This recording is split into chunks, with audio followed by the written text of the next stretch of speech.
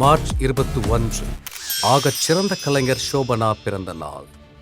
அற்புத நடிகை, ஆகச் சிறந்த நடன கலைஞர், தென்னிந்திய மொழிகளில் முத்திரை பதித்த நடிப்பு தாரகை. தனது நடிப்பாலும் நடனத்தாலும் தன் திறமையை அலங்கரித்தவர்.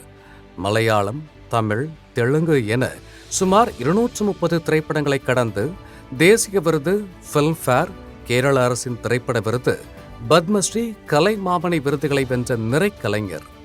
இந்த ஆண்டில் பத்மபூஷன் விருதை வென்றவர்களில் இவரும் உண்டு என்பது தனிச்சிறப்பு.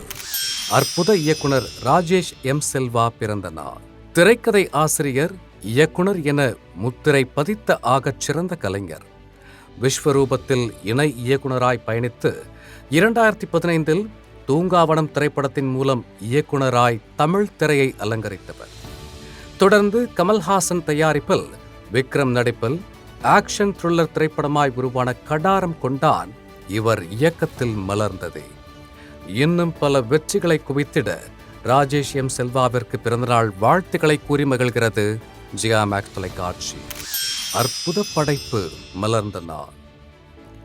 ஜோக்கர், மெஹந்தி சர்க்கஸ் எனும் வெற்றி படைப்புகளை படைத்த இயக்குனர் ராஜு முருகனின் அறிமுக படைப்பாய் உருவான குக்கு இதே நாளில் 2014 வெளியானது.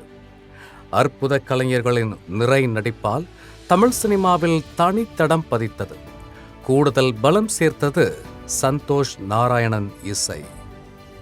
ஆனந்த விகடன் விருது, Filmfare, south Indian international movie award என எண்ணற்ற விருதுகளையும் நம் மனங்களையும் வென்று இன்று 11ஆம் ஆண்டில் குக்கு இந்நாளை பகிர்ந்து படக்குழுவை வாழ்த்தி மகிழ்கிறது ஜியா மேக்ஸ் தொலைக்காட்சி.